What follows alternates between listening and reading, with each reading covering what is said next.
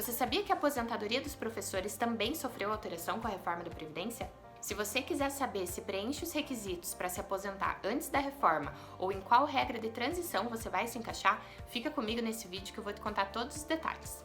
Meu nome é Bruna, eu sou advogada e eu vou te contar as novas regras da aposentadoria do professor. Ah, mas antes de começar, se inscreve no canal para você receber todas as novidades e dicas de direito previdenciário que eu vou postar por aqui. Aproveita e deixe seu like no vídeo. Tudo que eu vou explicar nesse vídeo se aplica aos professores vinculados ao Regime Geral da Previdência Social, ou seja, o INSS. Se você é professor da iniciativa pública, tem mais algumas outras regrinhas que eu não vou abordar aqui, como tempo no serviço público e tempo no cargo. Mas se você se inscrever no canal e ativar o sininho para receber as notificações, quando fizer um vídeo sobre servidores públicos, vai chegar o alerta para você. E se você é um professor que contribui para o INSS, vem comigo que eu vou te explicar tudo sobre essa modalidade de aposentadoria. Sempre que você ouvir falar que alguma regra ou alguma modalidade de aposentadoria foi alterada pela reforma da Previdência, é importantíssimo que você conheça como era aplicado isso antes. Como a reforma é muito recente, de novembro de 2019, muitas pessoas podem ter o direito adquirido. E em alguns casos, você conseguir se aposentar com as regras anteriores da reforma pode ser muito vantajoso. E por isso, antes de eu te explicar como que ficou a aposentadoria do professor depois da reforma, eu vou detalhar como ela era antes. Você já deve ter ouvido falar que o professor tinha uma redução de 5 anos no seu tempo de contribuição. Enquanto os demais trabalhadores se aposentavam com 35 ou 30 anos de tempo de contribuição, os professores se aposentavam com 30, no caso do homem, e com 25 anos de tempo de contribuição, no caso da mulher. Esse era o único requisito para o professor se aposentar. Ele não precisava ter idade mínima. Ah, mas é importante lembrar que os anos de contribuição do professor deveriam ser totalmente na função de magistério. Para você entender, professores em atividade de magistério são aqueles que davam aula para educação infantil, ensino fundamental ou ensino médio. Nessa modalidade de aposentadoria do professor que eu vou te contar no vídeo, não estão incluídos os professores universitários. Pois é, você pode achar isso meio injusto, eu também acho, mas infelizmente é a regra da lei. E se você estivesse perguntando, mas será que as funções eram única e exclusivamente de professor? Eu te conto que não.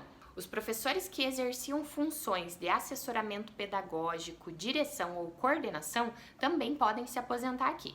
Muitas vezes o que acontece é o professor lecionar por 10, 15 anos e no final da carreira ele assumir a função de diretor da escola, por exemplo. O fato dele ter saído da sala de aula, mas continuar com a atividade de magistério em outra função, não impede que ele se aposente nessa modalidade. Mas então vamos lá. Antes da reforma, os professores precisariam completar 30 anos de tempo de contribuição e as professoras 25. O cálculo era feito assim como a aposentadoria por tempo de contribuição do trabalhador comum. 80% dos maiores salários de contribuição a partir de julho de 94 vezes o fator previdenciário. Até pouco tempo tinha uma discussão se era possível aplicar o fator previdenciário para as aposentadorias dos professores. Mas recentemente essa questão foi abordada pelo STF e ele falou que sim, é constitucional. Geralmente, na maioria dos vídeos, as pessoas só lançam as regras e não te explicam direito o porquê daquilo ser aplicado.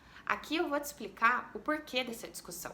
O que acontece? A Constituição Federal, ela disciplinou essa regra diferenciada para o professor para privilegiar a função dele, dando a ele uma redução de 5 anos no tempo de contribuição. Em contrapartida, aplicava no cálculo do benefício dele o fator previdenciário, que reduzia muito o valor da aposentadoria. O fator previdenciário é uma fórmula que considera o tempo de contribuição, a expectativa de vida da pessoa e também a idade dela. Ele foi inventado para desestimular as aposentadorias consideradas precoces. E aí, a aplicação do fator previdenciário na aposentadoria do professor entrava em conflito com essa disposição na Constituição Federal que visava privilegiar os professores. A Constituição concedia essa vantagem, mas por outro lado, a lei que instituiu o fator previdenciário de 1999, retirava a vantagem quando diminuía muito o valor da aposentadoria do professor. Eu vou te falar o exemplo da Betina, professora, para você ter uma ideia de quanto isso reduzia o valor do benefício.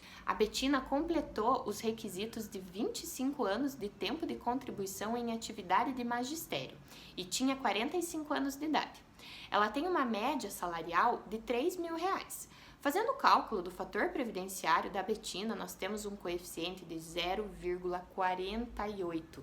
Isso faz com que a aposentadoria da Betina, que poderia ser de R$3.000 se não fosse aplicado o fator previdenciário, caia para R$1.457,73. Veja que esse exemplo é super comum. Se a gente considerar que a Betina, a partir dos 20 anos, começou a lecionar na educação infantil, com 45 anos, ela já teria completado o requisito de tempo de contribuição. Mas, para a lei, essa aposentadoria da Betina seria precoce e, por isso, aplicando o fator previdenciário sobre ela, reduziria muito o valor, tentando desestimular a Betina de aposentar tão cedo. Mas aí você deve estar achando esse cálculo um absurdo e se perguntando que deve haver alguma forma da gente fugir dessa regra. E sim, existia. Essa forma é a regra de pontos. Ela é uma regra que não era só aplicada para os professores, e talvez você até conheça, é a regra 85-95, mas essa pontuação era aplicada para os trabalhadores comuns.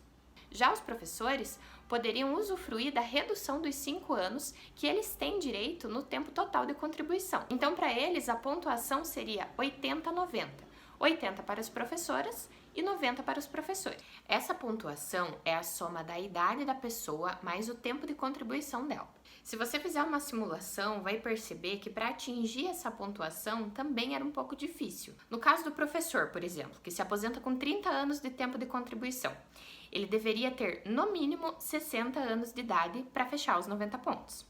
Era difícil atingir a pontuação, mas não era impossível. Às vezes tem casos de professores ou professoras com bastante tempo de contribuição na atividade de magistério. E aí, mesmo tendo pouca idade, quando somados os dois, atingia 80 pontos no caso das mulheres e 90 no caso dos homens. Mas muita atenção no que eu vou te falar agora.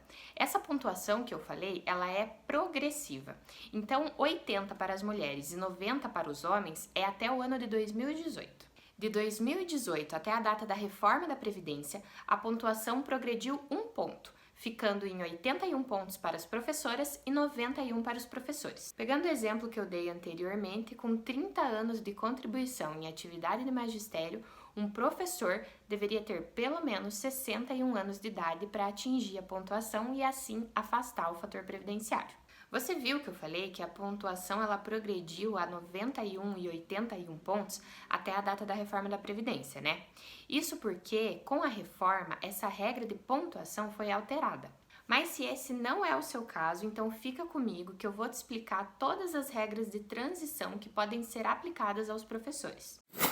Se você tiver percebido que preencheu as regras que eu expliquei anteriormente até a data da reforma da Previdência, então parabéns! Você tem o que a gente chama de direito adquirido. Agora é só você fazer o pedido no INSS e ele vai ser obrigado a aplicar para você as regras antigas. A reforma da Previdência trouxe 3 regras de transição para os professores: a regra de pontos, a regra da idade mínima progressiva e a regra do pedágio de 100%. A regra de pontos segue o mesmo raciocínio do que eu expliquei antes. Você vai somar a idade mais o tempo de contribuição. Essa pontuação também é progressiva. Eu vou colocar aqui na tela uma tabela para você visualizar melhor. Em 2019, os professores precisam preencher 91 pontos, progredindo 1 ponto a cada ano até 2028, quando ele vai atingir o máximo de 100 pontos. No caso das professoras, começamos em 2019 com 81 pontos, progredindo também 1 ponto por ano até 2030, quando ela vai atingir o máximo de 92 pontos. A diferença dessa regra de pontos com aquela que eu te expliquei no início do vídeo é que não vai ser alterada a forma de cálculo dessa aposentadoria, mas é requisito necessário para você ter direito a se aposentar. Ou seja, depois da reforma, atingir a pontuação não faz você afastar o fator previdenciário e conseguir um valor melhor na aposentadoria. Preencher a pontuação necessária aqui é requisito obrigatório para ter direito à aposentadoria. Nessa regra de transição dos pontos depois da reforma da Previdência, a gente nem fala sobre o fator previdenciário. O cálculo dela é feito dessa forma. A média de todos os salários de contribuição a partir de julho de 94, vezes 60% mais 2% a cada ano trabalhado, além dos 20, no caso do professor, e além dos 15, no caso da professora. Ou seja, quanto mais tempo trabalhado, maior o coeficiente do benefício e, consequentemente, melhor fica o valor dessa aposentadoria. A regra de transição número 2 é a regra da idade mínima progressiva. Aqui não basta o tempo de contribuição, é preciso preencher o requisito da idade mínima que tem na tabela progressiva que eu vou te mostrar agora. Em 2019, os professores precisariam ter 56 anos para conseguir se aposentar nessa regra, progredindo 6 meses por ano até 2027, quando o professor vai atingir a idade limite de 60 anos. No caso das professoras, em 2019 elas precisariam ter pelo menos 51 anos de idade, progredindo também 6 meses por ano até 2031, quando elas chegam na idade limite de 57 anos. Ou seja, nessa regra de transição, necessariamente o professor precisa completar a idade mínima. E é muito importante conhecer e observar a tabela, porque ele vai ter que respeitar a idade que é exigida para aquele ano em que ele completou o tempo de contribuição. Por exemplo, se um professor completa o requisito de 30 anos de tempo de contribuição em 2024, ele precisa ter 58 anos e 6 meses para ter direito à aposentadoria nessa regra. O cálculo aqui é igual ao anterior. A média de todos os salários de contribuição a partir de julho de 94, vezes 60% mais 2% a cada ano trabalhado, além dos 20 no caso do homem, ou além dos 15 no caso da mulher. E por fim, a regra de transição número 3, pedágio de 100%. Nessa regra, nós temos 3 requisitos: o tempo de contribuição, a idade e o pedágio de 100%. O tempo de contribuição você já sabe. 30 anos no caso do professor e 25 anos no caso da professora. A idade é 55 anos para os homens e 52 anos para as mulheres. O pedágio de 100% eu vou te explicar agora, mas presta bem atenção que no começo pode ser um pouco confuso. O pedágio de 100% é o dobro do tempo que faltava para atingir o tempo de contribuição necessário. Ficou um pouco confuso? Eu vou te dar um exemplo. O Paulo é professor de magistério. Hoje, ele está com 24 anos de tempo de contribuição só na atividade de professor. Ou seja, faltam 6 anos para ele completar o requisito mínimo de 30 anos de tempo de contribuição.